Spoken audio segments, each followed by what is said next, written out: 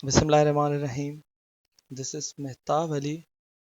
आज हम फिर से शुरू करने जा रहे हैं 2020 टेस्ट को हल करने, क्योंकि हमने सिर्फ 10 एमसीक्यूज उसके हल किए थे। क्योंकि हम कुछ जो भी एमसीक्यूज हल करते हैं वो ब्रीफली हल करते हैं, इसी वजह से थोड़ा टाइम कंज्यूम भी हो जाता है इसके लिए।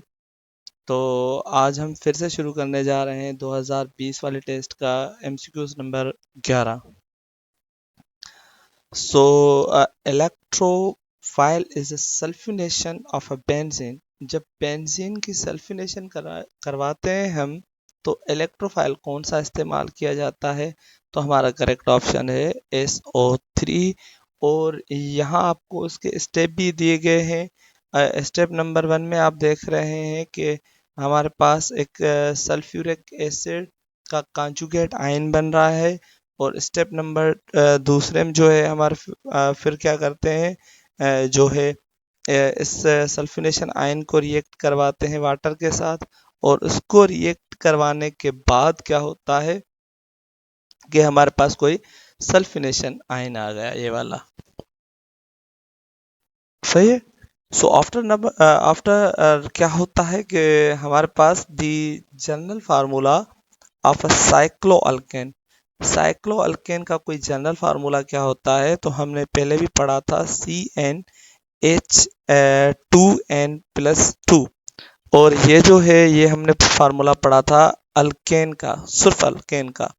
तो साइक्लोअल्केन के लिए हम फार्मूला इस्तेमाल करते हैं CnH2n इस्तेमाल करते हैं इसके लिए। ओके। आफ्टर दैट हमारे पास दिया गया है कि the equation of the ammonia gas. जो अमोनिया गैस के लिए इक्वेशन इस्तेमाल की जाती है वो रिप्रेजेंट किसने की थी? कौन सा मेथड है या कौन सा प्रोसेस है? कांस्टेंट मेथड ने तो नहीं की थी। हाइबर एक साइंटिस्ट था। हाइबर ने इस इक्वेशन को जो है दिया भी था, और दूसरी बात रिप्रेजेंटेशन के लिए। और दूसरी बात कि हाइबर वो साइंटिस्ट था जिन्होंने अमोनिया गैस और यूरिया प्रोड्यूस जो किया था किसी इंडस्ट्रियल मेथड के अंदर। Okay. After that 1 calorie is equal to dash, जो है नंबर ऑफ द जॉल्स। तो हमारे पास जो करेक्ट ऑप्शन है हमने पहले भी पढ़ा था, और हमारे पास बहुत जगह किताबों में दिया गया है कि 1 कैलोरी इक्वल होता है जो है 4.182। ठीक है, तो यहाँ करेक्ट ऑप्शन जो होगा हमारा वो होगा बी। सो आफ्टर दैट हमारे पास आगे वाला एमसीक्यू है the oxidation number of the S sulphur. ठीक है, इन S2O3। तो हमारे पास जो ब्रीफली दिया गया है वो ये आपको दिया गया है, क्योंकि हमारे पास जो चीज़ मालूम नहीं होती उसकी जगह हम एक्स रखते हैं, और हमें ऑक्सीडेशन नंबर जो है मालूम करने के लिए मालूम करते हैं वहाँ एक्स रख के। ओके। सो ये जो ऑप्शन है ये करेक्ट ऑप्शन है इसी का। The oxidation number of the halogen, हमने पढ़ा था कि हेलोजन की एक टेंडेंसी है कि वो एक इलेक्ट्रॉन गेन कर सकता है। तो जो एक इलेक्ट्रॉन गेन करते हैं उनके ऊपर -1 चार्ज आती है। तो हेलोजन की जो ऑक्सीडेशन स्टेट होती है वो -1 होती है। Okay. Which one of the following has the highest electronegativity? तो इनमें से कौन सा एलिमेंट है जिसकी हाईएस्ट इलेक्ट्रोनेगेटिविटी होती है? तो वो फ्लोरीन की। और पीरियोडिक टेबल में भी सबसे हाईएस्ट इलेक्ट्रोनेगेटिविटी फ्लोरीन की होती है। ओके। तो यह हाईएस्ट इलेक्ट्रोनेगेटिव एलिमेंट होता है। During the oxidation number, process oxidation number of an element, किसी एलिमेंट का ऑक्सीडेशन नंबर जब प्रोसेस होता है तो उसमें क्या होता है, जो जब भी ऑक्सीडाइज्ड होता है तो उसमें क्या होता है, ऑक्सीडेशन नंबर हमेशा इंक्रीज होगा। और जब भी हमारे पास रिडक्शन प्रोसेस होगा तो उसी में हमारे पास जो होता है ऑक्सीडेशन नंबर डिक्रीज होता है। तो रिडक्शन में क्या होगा, रिडक्शन में क्या होगा बेटा, रिडक्शन में ठीक है, ऑक्सीडेशन नंबर क्या होगा बेटा, डिक्रीज होगा, कम होता है।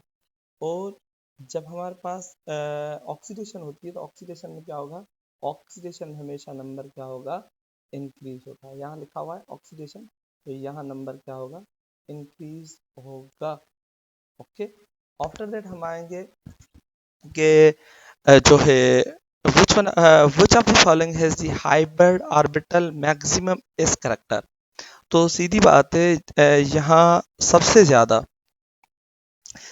ज्यादा एस करेक्टर किसके पास होंगे, इसी के पास।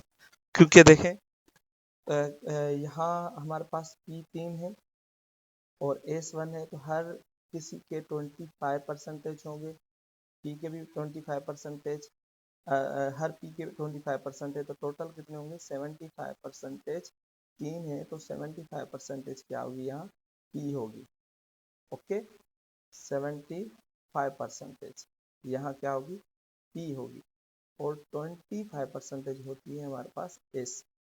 और यहाँ क्या होगा, 33% हमारे पास S होगी, 33% O यहाँ हमारे पास क्या होगी, S करेक्टर होगा। ठीक है, और इसके अलावा 33 हर P का, तो मकसद 66.6 करेक्टर जो होंगे वो हमारे पास यहाँ P के हैं। तो और यहाँ देखेंगे तो यहाँ आपको 50%, इसी में 50% आपको मिलेगा एस का और 50% मिलेगा आपको पी का। तो इससे मालूम हुआ कि यहाँ सबसे ज़्यादा करेक्टर होंगे पी के, क्योंकि ये दोनों बराबर होते हैं। तो यहाँ यही मैंने बात लिखी हुई है कि SP3 के अंदर जो एस होगा वो यहाँ 25% होता है, और SP2 के अंदर जो एस का करेक्टर होगा वो 33% होता है, और SP के अंदर जो करेक्टर होगा वो होगा 50%। ये आपके पास हैंड दी गई है, इलाही जो है बहुत आसान फील हो आपको समझने के लिए जैसे।